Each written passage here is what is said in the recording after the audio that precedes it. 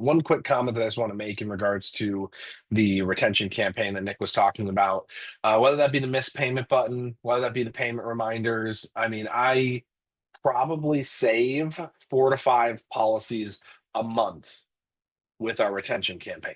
That's not including like just keeping people on the books on the regular side. This is lapsed policies. This is people who have incomplete payments. Just last night, I had somebody who we had moved over to lapse policy, maybe fourth, fifth, sixth notice that, hey, your policy lapsed. Do you want to do anything about it? It actually moved to, like a terminated policy or a fully lapsed policy. I got charged back. So like I lost the money. And then I finally got this guy to respond, got back on with him, ended up rewriting the policy. And it's like, this is a chargeback that I got 4 months ago. But then he came back on and I made 2,400 bucks because he was still in the system. So in that scenario, like even though it wasn't immediate, like our goal should be like if someone misses a payment, like we should try to like capture that immediately. But like this guy was busy. He's when I called him, he was like, "Oh my goodness, I've been seeing your messages and I wanted to reach out. Thank you so much for responding." And he wanted the policy. He just something happened, and now we got it all figured. He changed his bank. That's what it was. So 4 to 5 policies a month. I've got an admin. Well, that more than pays for her. So just in general, just using that one button more than pays for one of my staff members, which is a huge, huge piece. So awesome. Thank you so much, Nick, for giving us the intro. I've been very excited about this call. I've actually had this call in my mind for like well over a year, but this person didn't know that I had this call in my mind for well over a year. I have been with, selling insurance now for 5 years, and I go to a lot of conferences. And when I first got started, I was the person who sat in the front row and I took notes on everything. And I will be totally honest. I've been doing this long enough that the more conferences I go to, the less and less notes that I take, the less and less I'm on the edge of my seat, like hanging on every word that everyone says from stage.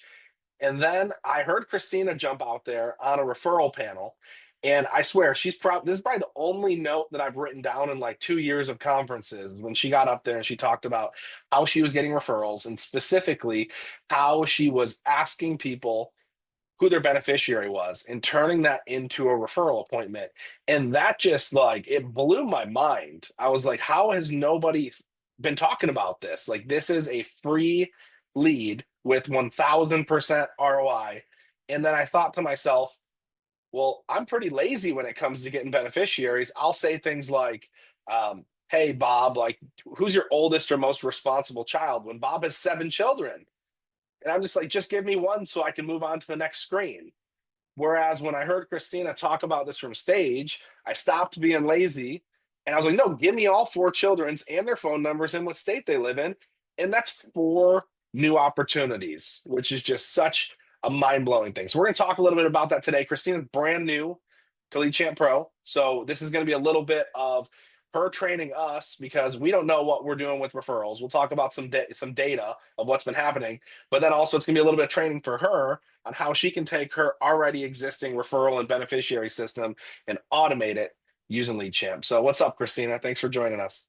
Thank you so much for having me. And wow, what an intro. Thank you so much, Jamie. You're obviously such a legend in this business. So I'm blessed to be here. Thanks for having me.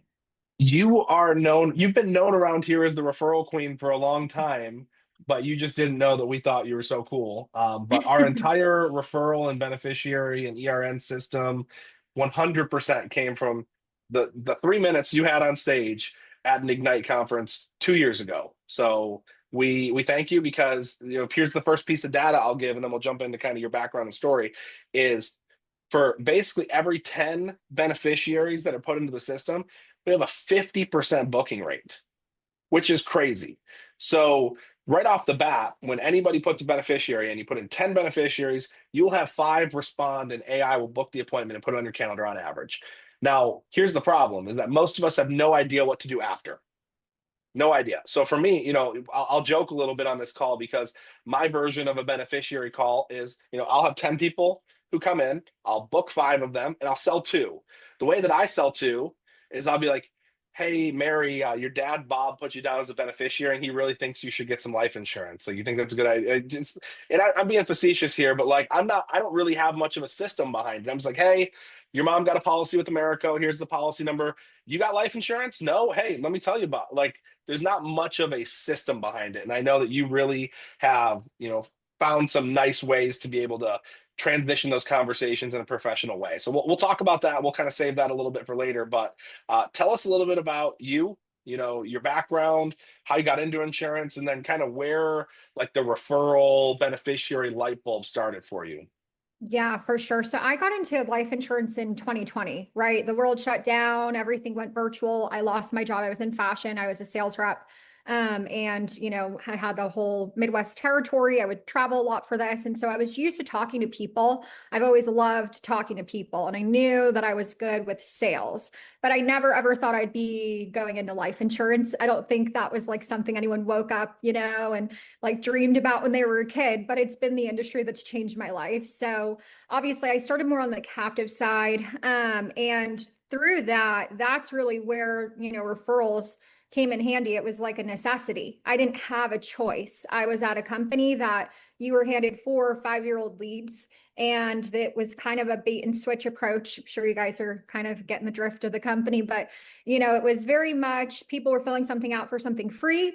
And then we were kind of flipping that and trying to have sales with it. And it wasn't very straightforward process. So you really, had a hard time with leads because it wasn't necessarily people requesting life insurance. So through that, I looked at everything as being like an opportunity to get into the next household. So that's really where kind of referrals started. And then when I came over to FFL, and in the brokerage space, I just applied everything that I had learned for the first couple of years of insurance to this side of the business. And we're so blessed because we have unlimited leads. We can go out and buy. And I think sometimes leads make us a little lazy and less resourceful. I love leads. It's not a knock, but if you can apply this kind of, system and also be buying leads, you just kind of like double, triple your production, and it takes less time to do it. So it was kind of more of like, why not apply Yeah. what I've learned rather than like, why do I need to, if that makes sense. No, it makes perfect sense. So you learned how to get referrals out of necessity because you're working 4 to 5 year old leads that basically didn't ask you to call, that you did bait and switch on. And then when you got a referral, it was like the freshest lead you've ever talked to because you just created it. So it makes sense that you're like, this feels so much better than the 4 to 5 year old bait and switch leads that I'm dealing with. So that's huge. And then, you said it like in FFL or just in general, because a lot of the people on this call are not just in one company. We're lead snobs. Like we are. I'm waiting for the next lead to come in. Like I'm waiting for the next person to talk to. And a lot of the reasons why we created Lead Champ was because a lot of us are lazy in our follow up because there's a lot of things that we won't do. When I was working off of, leads that were printed out on paper on my desk, if I called someone 2, 3 times and didn't answer, I'd like crumple it up in a ball and throw it in the trash. And it's like that's still a lead. So we all know that we should follow up. We also have known since day one, whether someone taught it to us or not, we probably should ask for referrals. But like, why don't we ask for referrals? Like that's where I kind of want to go here. So like, why do you think the agents currently, like, let's pretend we don't have an easy way, that's friction free to add referrals and beneficiaries and create some automated things like we do have. Let's pretend that doesn't exist. Why do you think people don't ask for referrals or Yeah. ask for beneficiaries and turn those conversations into an appointment? I think it's fear of rejection. As people, Mhm. we fear rejection, right? If things are going well with a client, why would we ask something we might get a no? So I Mhm. think that's kind of the mindset that people have. But what you don't realize is closed mouths don't get fed, and more people will say yes than they ever say no. Mm. Okay, so like give us some tips and tricks. Like let's just start Yeah. to transition a little bit. So like whether it's a final expense appointment, a mortgage appointment, IUL appointment, like that person filled out a lead for a very specific reason. And when you get a beneficiary versus a referral, like they might not necessarily need insurance for the same reason. So talk to us a little bit about that. So like one, I know maybe we should start with one or the other. You can pick beneficiaries or referrals. I know they're kind of a little bit two different systems. Yeah, of course. So as far as, collecting the referral in the initial appointment, of course, it's a lot of just presentation work, right? It's addressing who that person would be early and often. So I like to make sure that I'm addressing before I ever get to numbers, right? And I feel like we all do this, identifying who that beneficiary is. But going a step further, I like to get a name and make it real and use that person's name and paint the picture of not just a primary, but a contingent. We haven't even talked numbers. We haven't even really fully built all the value yet, but it's making it really real for them. So now, I have that person in mind where I can get some background information. So when I'm calling that beneficiary, I already know a little bit about them to kind of ease the process. So let's say I have, a beneficiary, for example, and, let's just say the original client, I'm going to use Sheila just for the example, but let's say Yeah. it was Sheila. Sheila gives me yourself, Jamie, and I say, hey, Jamie, like it's Christina, I'm calling about Sheila. Did Sheila let that I was going to be reaching out? And it's very simple, yes or no. It's either going to be, that or you don't. Okay, no problem. I know Sheila's super busy. She was actually slammed at work when I reached her, but we set up her life insurance. She listed you as a beneficiary. So she wanted me to go over two things. First, making sure that, of course, you know exactly how that policy works. God forbid something happens to her, because that's most important. We want to make sure you get that payout, how to file that claim, and that you have my information. I'm going to be the family's life insurance agent for life, but also that you are set up with your own policy. She didn't really know what you had going on. She figured maybe just something through work. So those are the two things we're going to go over today. Grab a pen and paper. And it's very That's simple, just awesome. the intention.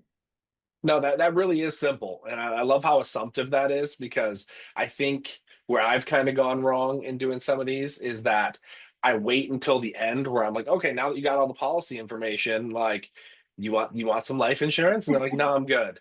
So really, I think that's good. I mean, we again, this goes back to like the principles of selling life insurance in general. We're here to set the table. We're here to say, here's what we're going to do today. So like you did a really good, simple job of being like, hey, I am, your mom's life insurance agent. She put you down as a beneficiary, and I need to make sure you have this policy info. Number one, that you've got my contact information so I can be, your family's agent for life. That's good.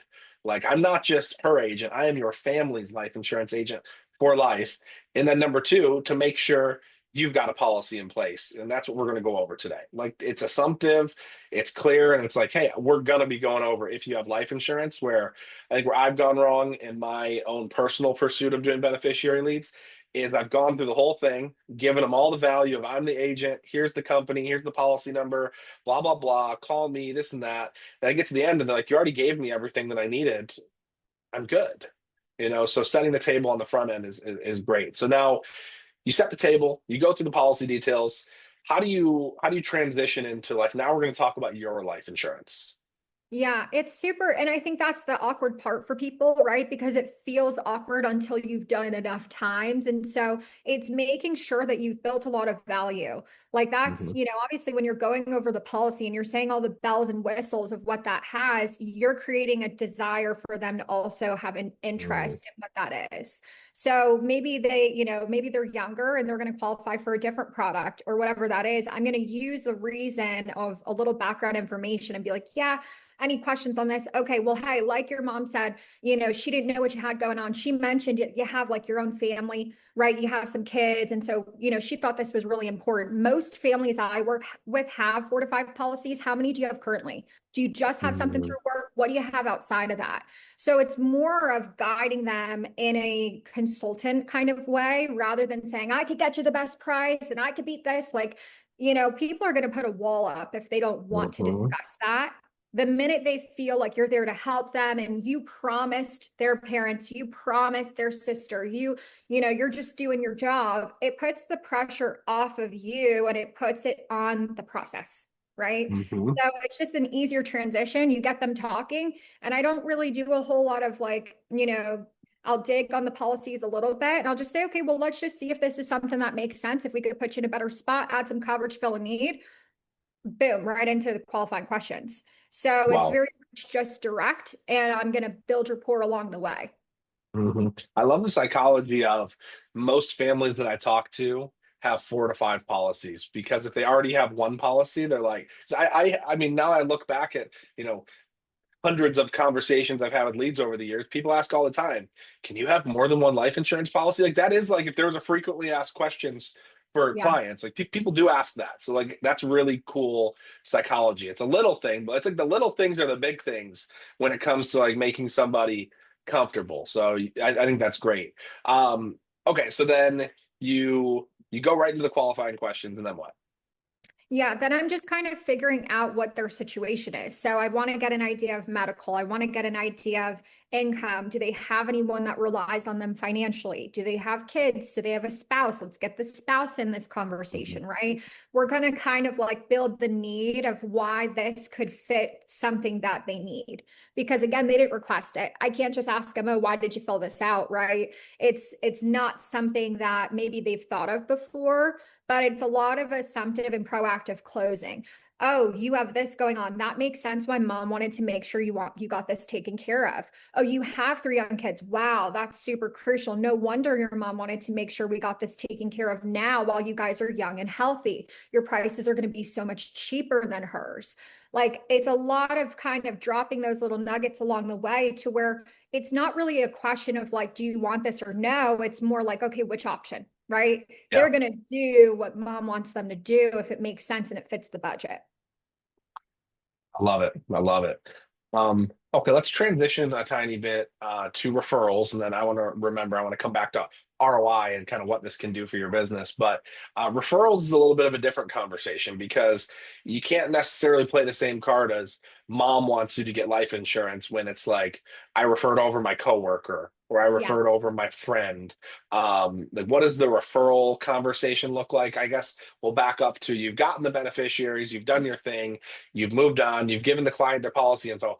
Before you get off the call, how are you collecting a referral and how are you starting that conversation? Because beneficiary is a no-brainer. I think the reason a lot of our users have latched on to beneficiary is because it's low pressure and there's way less chance of rejection because it's like, of course I need your beneficiary's phone number. Like, of course, it's your beneficiary. They're going to get the money. But like a referral is like, they're like my heart starts pounding. It's like I got to ask for your coworker, like, who do you know that would like this? Like that, I don't even have a word track for it because I'm a lead snob. But I'm Yeah. willing to do beneficiaries because it's low friction, low pressure. So, speak to me as somebody who's got anxiety about asking for referrals. What do I do? Yeah. And it's huge, right? It is true. It's just the more you do it, the less, the less scary it becomes. But I like to use the acronym VIBS and I'll put it in the chat, just VIBS. And it stands for value, important, beneficial, and suggest.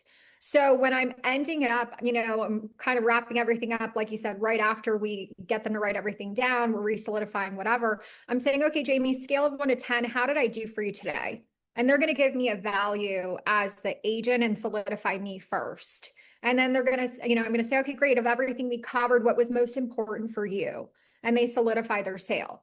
And then I'm going to recap the beneficiaries and make the beneficial part and say, okay, great. Obviously, we have, Sheila, Derek as your beneficiaries there. Like I mentioned, we're going to make sure that they have that policy information, that their families are taken care of as well with their own life insurance. So make sure you'll be, you want them, you let them know I'll be reaching out. Do you want, Sheila and Derek to just have the name of the company and the policy number, or would you like them to have full policy details?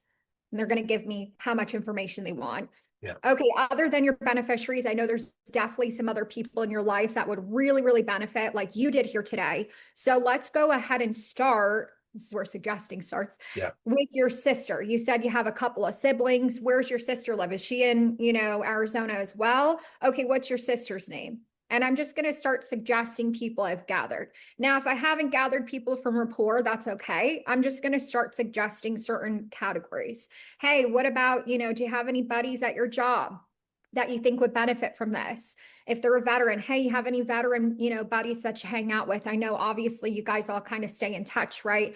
Okay, hey, what about, siblings? What about, are your parents still alive? Hey, let's definitely make sure your kids are taken care of. They're over 18. I'm just going to start suggesting groups of people and hope they at least bite at one, right? Or Yeah. two or three. And it, again, as long as you guide them there and you don't ask an open-ended question of, do you know anyone? That's the easiest way to get rejected. But if you guide them, it's a lot easier for them to kind of think on the spot. Mm. That's good. That's really good. I love it. Okay. Now I want to talk to you about ROI. I think this is like a big piece here. So like, and also I just this is just kind of a question on my own curiosity. So if Mhm. I get a client and then I get a beneficiary referral and that person becomes a client, you also are getting beneficiaries and referrals from them. What what do you think like the most generations deep you've gone on beneficiaries referrals? Is still going? Like you're still Yeah. going on some of these? Oh Haven't ended yeah. yet? I actually counted this because I get that asked as a lot. I have 36 clients from one original client. Whoa. Yeah. What do So you think like 36. the amount of premium that that's one so you spent 20, 30, $40 on a lead. How much do you think you ballpark wrote on the first client? Gosh, well, the first one was actually a referral, but Okay, no, there we go. it was off of like a, I think it was like a aged bronze, like a bronze lead or something, like $1 lead, because I only ran aged until this year. So Okay, so you spent $1, yeah, you got a client or you got a referral, and then it turned into 36 clients. And I mean, if the yeah, app and without me knowing what your average premium is, I know what the industry average premium is, about eight, $900. I mean, it doesn't even matter what the number is. I mean, 20, 30, 40 grand, the ROI is like 1,000,000%. That's yeah, insane. yeah. It was a That very is literally profitable insane. family. Very Heck yeah. profitable family. But that's one example. Yeah. Like you're doing this, or at least you're attempting to do this with Mhm. every sale.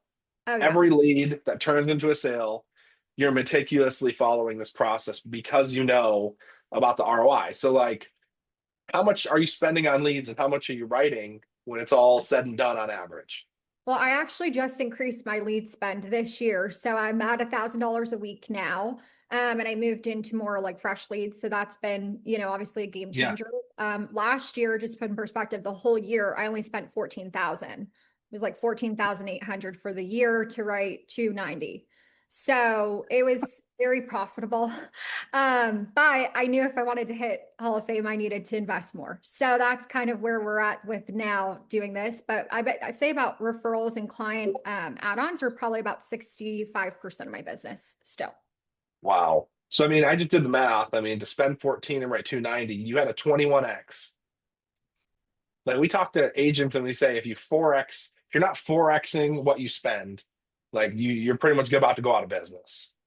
You did a 21x, which is just insane. And now we're adding in new leads that you're spending $1,000 a week. So I'm just going to do the math here. At $1,000 a week, that's $52,000 for the year. So if you followed that same trajectory, I mean, you could. I don't know if you have the time with building agent, you could write $1,000,000, which is crazy. I don't know if I've ever heard of somebody writing $1,000,000 in a year off of $1,000 a week, but you could. Like that proves that it's possible because of what's possible with beneficiaries referrals. So like whether it turns out to be that much or not, I mean, still just writing Hall of Fame off of a grand a week is pretty unheard of as well. So that's insane. Wow. Good job. Good Thank job. you. Yeah, we're impressed. All right, so I want to transition a little bit. I want to talk about kind of the nuance of lead champ and what the beneficiary side looks like. And I know that you kind of have a little idea of it, but I want to just look at like what the automation side of this looks like. So right here, this is a client here, Ricky. Looks like he came from someone named Sunny, and Sunny was the original person. And I went in, I said, press the add contact button. There we go. What kind of contact is this? Beneficiary. I put in Ricky's name here. I put in his phone number, his email, his state. Who's the client that referred? It was Sonny. So I'm gonna put Sonny's name and what's their relationship. It's his, I don't know, his nephew. It doesn't even matter who it is. But I do that, click submit, and then Ricky is going to get a message. Hey Ricky, my name is Jamie. I'm Sonny's insurance broker. Recently bought a policy. Should they pass away and they listed you as beneficiary? Please lock in my phone number as the first point of contact to assist when a claim needs to be made. Are you available for a 4-minute phone call to go over this later today or tomorrow? Now, he didn't answer. So a day later, hey, Rick, you don't know if you received my last text about being added as son's beneficiary in the policy. Yes. This is when AI kicked in and booked the appointment for me. Great. Would you prefer a call between 9:30 and 3 p.m. or tomorrow between 12 and 6? Let me know what works best for you. Call me now before 1 p.m. AI check my schedule. I can't call right now, but I can set up a quick call later today. How about 9:30 or 10? Let me know. Yes. Looks like there was an issue here. It said the same thing. He says, great, perfect. Let's set it for 9:30. And then it went ahead and it booked the appointment in my calendar for 9:30. Please reply yes if you got it. He says yes. He gets his reminders. Awesome. I'll be calling from my cell phone. Talk to you then. And so on and so forth. We get to the appointment. And what I typically do is I go through the policy info, just like we talked about. And I was like, hey, I just want to make sure you know the name of the insurance company that Sunny's using. It's Americo. Here's her policy number, her name, and then here's Americo's customer service phone number. Obviously, I'm your agent, but God forbid, you need to place a claim and you can't get a hold of me, like that's Americo's number. And he's like, great. We ended up transitioning, we did our thing, and then ultimately I did end up turning it into a client. So same exact thing that we do on the front end or the back end for any sale. I showed and approved. I filled out all of his info. I wrote in, what was the product that he had, who was his beneficiary, what was the why behind the policy, and then now Ricky's getting added into a long-term benefit, a long-term campaign to keep him on the books. So whether it is a beneficiary or it is a referral or even a emergency response network. I don't know how much experience you have with the emergency response network, but the emergency response network is also kind of a low pressure way to get referrals. So when you explain the emergency response network to somebody, hey, they're not the beneficiary, but we're imagining that your beneficiary, they might be pretty distressed. These are somebody that's kind of back up to the beneficiary to make sure that this is your crew of people that know that this policy exists, and we're adding them to the emergency response network. Any of the ones that you do, the biggest thing is the name drop. I'm so and so's insurance broker. So whether it's a referral, whether it's a beneficiary or an ERN, we're dropping that person's name. And then in the notes section, you'll see when it's created, basically who's this a contact of. So this has been huge. I think our biggest thing is people don't use it enough because they got really good results off of it, but then they didn't know what to do. And that's where we've been dreaming about having this call with you to learn what to do, to learn what to say. And I think this has been, super, super helpful for us. So for you, I mean, bringing it to like the automation side of things, like what have you been doing? How have you been tracking things? And Yeah. like, does it get complicated to kind of track it all by hand and on Google Calendar and with spreadsheets? What does that look like? Yeah, I was like laughing, right? Because when I texted you, I was like, I don't know why I didn't put two and two together when you had told me that you guys built this out. Like, I just didn't realize it was something that I was really like, I could do, right? Myself. Yeah. And I've been doing this all manually. Like, Lead Gen Pro having all these features is such a saving grace of your time and like people not getting lost because we all move fast. We call people a couple times, right? If it's a beneficiary, maybe we circle back a week later and then we're just moving on from it.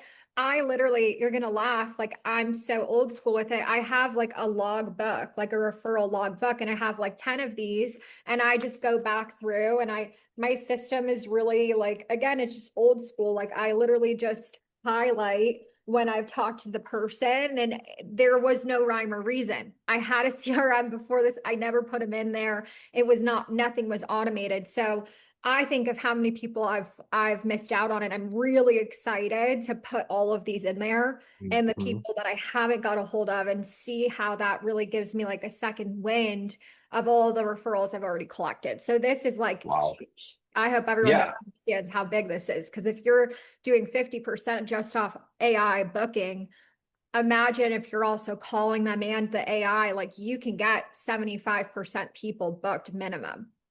Yeah, absolutely. And then one of the other things that happens is it takes emotion out of it Mhm. because it requires how you're feeling in any given moment to decide if you're going to go open up your logbook and make some referral and beneficiary calls.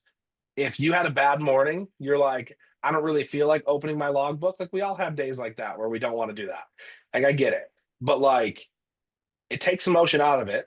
And all you have to do is before you're done with the client on the phone, input their beneficiary, their referral into the system, and then it takes emotion out and it's going to reach out on your behalf. And then it's going to put them in a nice pipeline stage where then, we get them off paper, get it digitized, and we can start looking and seeing how many times have I tried to reach out to this person, they haven't responded.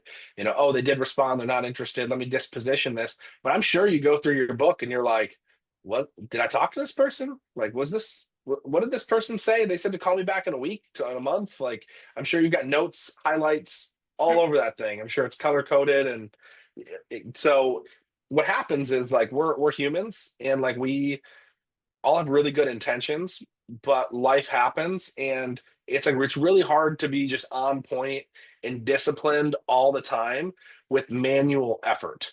At some point, it fails. So like same thing with I had I started off when I was getting started, and I would call all my clients personally. Hey Mary, just wanted to let you know you got approved. I'm your agent for life. Blah blah blah. Make sure you put the policy in your safe. A week later, hey, did the policy come in the mail? I did all of that until I started helping 10 clients a week, and it was impossible. And I was building a team. So I hired somebody. And I'm like, okay, if I hire this person, I want her to make sure she makes all the client calls at 8 a.m. every day. So like I'm trying to beat them checking their bank account, before to let them know their policy's approved. But then she got busy and she wasn't calling people when she said she was going to call people. I'm like, this is like the best assistant ever. And even her humanness is failing here.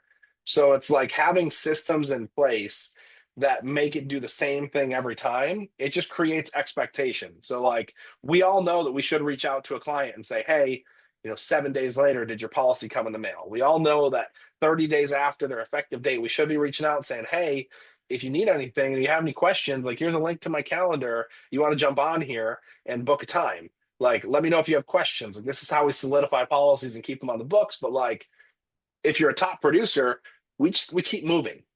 Like, I don't have time to go back, and it's not possible with the app count that some people are doing to take care of everyone. So, we always joke around with Lead Champ, like people will say to us all the time, they're like, well, my clients just they know that I care. And I'm like, okay, they know that you care to a certain point. I've had clients who have reached out to me. They loved the policy, but because I didn't answer their one question in a timely fashion, they canceled. Not because the policy wasn't good, just because I didn't answer. So whether you care about your clients or not, our hope is that Lead Champ will give your clients the illusion that you care about your clients. If you do, that's a bonus, but at least bare minimum, you're not going to look like the agent who sold them a policy and ghosted them, which is huge. So everything that's happening on the back end to keep people on the books, but then now this has just added a whole new layer to what the ROI could be. And then to hear that you took this 36 clients deep off of one lead just blows my mind. And I wonder if we can figure out some way to track that to see what the record is for how many leads can be generated and tracked back, to the furthest lead, which would be wild. But what a cool thing. So just kind of as we close this down, what advice would you have for someone on here who all they do is they work leads and they move on, they never slow down, they don't get referrals, they don't get beneficiaries, like this just is not any realm of reality for them? Like, what would be your advice for them just to start? Like, not to Yeah. get to the level where they're getting 36 clients off of one person, but like, what would be your advice for them to start? And then what's the benefit if Yeah. they start and continue? I think start with beneficiaries because you're asking for it anyways. Like you can't complete an application without doing it. So if you could focus on like two things to start doing is making sure instead of just filling out the required that you're filling out the optional. So getting a phone number, getting a date of birth, getting the first and last name, getting the state, setting that up as a lead for yourself and making sure you make a contingent beneficiary a non-negotiable. So many times, like you said before, like we get one, we move on, we want to move fast. We could start with two people per presentation. Think of what that does to your business. Because even if you just put it into Lead Champ Pro and you let everything automate and you get 50% and you don't actually call them yourself and they book on your calendar, you're going to increase your production, you're going to be more profitable, and you're going to get in front of more people. So it shouldn't really be of like anything crazy you need to do. It's just really doing the minimum. Wow. Absolutely. And guys, what we're going to do is I see that Sheila dropped a Google Drive with all of Christina's scripts and stuff. We will have Kate look at all of that and put some resources together and get it in the back office of Lead Champ for you guys, so everybody can go ahead and take a look at those scripts and resources. Wow, what a great call, Christina. We appreciate you. We'll obviously be in Arizona here in a couple weeks to get to hang out with you guys. You guys doing any lock-ins? Yeah, we're doing one the 26th through the 29th, so it'll be a good Okay, time. Excited to see awesome. everyone. Yeah, we'll be there the 27th through the 30th. I will I'll talk to the team, and if you guys maybe want a sponsor for your lock-in, we might be interested. Okay, love it. Awesome. Well, thank you so much for having me. Awesome, guys. Hey, thank you so much, Christina. Everybody, this room is going to go back to a live dial room for the day. So let's get back to it. And everybody have an amazing day. And thank you, Christina. Drop in the comments if she brought some value, and we'll talk to y'all soon. See you guys.